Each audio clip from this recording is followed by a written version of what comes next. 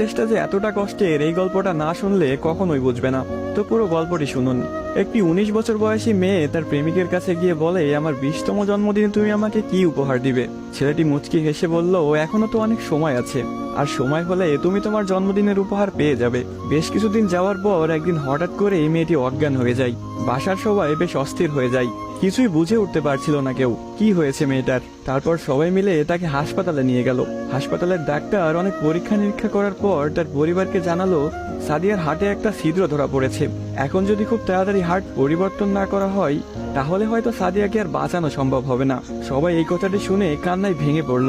সাদিয়ার মা বাবা কিছুতেই মেনে নিতে পারছিল না।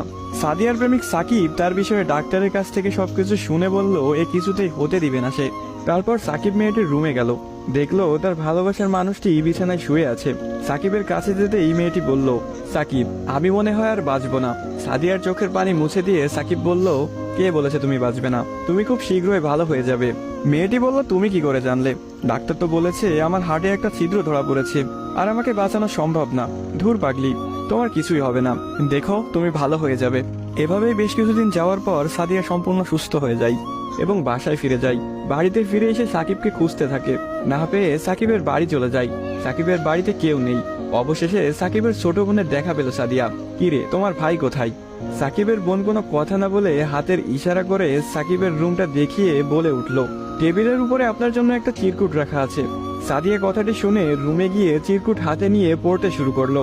প্রিয়তমা, আমি জানি যেদিন তুমি এই চিরকুটটি হাতে পাবে সেদিন তুমি সম্পূর্ণ সুস্থ হয়ে যাবে, সবকিছু ঠিক হয়ে যাবে আগের মতো, যেমনটা আমি তোমাকে বলেছিলাম। আমি বলেছিলাম না কিছু হবে না, দেখছো তাই হয়েছে। তুমি আমার কাছে 20তম জন্মদিনের উপহার চেয়েছিলে না? অনেক ভেবেছি, কিন্তু তোমাকে কি উপহার দিব ভেবে পাচ্ছিলাম না। তোমার অসুস্থতার কথা যখন ডাক্তারের কাছ থেকে শুনলাম, যখন বললো একটা হার্ট খুঁজতেছিল, তখন মনে হলো তোমার জন্য এর চাইতে ভালো কোনো উপহার হয় না। আমার হার্টটাই ছিল তোমার জন্য শ্রেষ্ঠ উপহার, যা আমি তোমাকে দিয়ে গেলাম। মন খারাপ করো না, আমি আকাশের ওই উপর থেকে তোমাকে সবসময় দেখবো। চেষ্টা যে এতটা কষ্টের এই গল্পটা না শুনলে কখনোই বুঝবে না। তো পুরো গল্পটি শুনুন। একটি 19 বছর বয়সী মেয়ে তার প্রেমিকের কাছে গিয়ে বলে, আমার 20তম জন্মদিনে তুমি আমাকে কি উপহার দিবে? ছেলেটি মুচকি হেসে বলল, এখনো তো অনেক সময় আছে, আর সময় হলে তুমি তোমার জন্মদিনের উপহার পেয়ে যাবে। বেশ কিছুদিন যাওয়ার পর একদিন হঠাৎ করে এই মেয়েটি অজ্ঞান হয়ে যায়।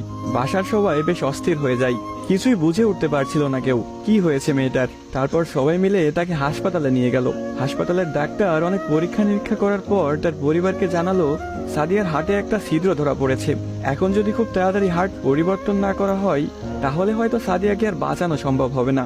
সবাই এই কথাটি শুনে কান্নায় ভেঙে পড়ল। সাদিয়ার মা বাবা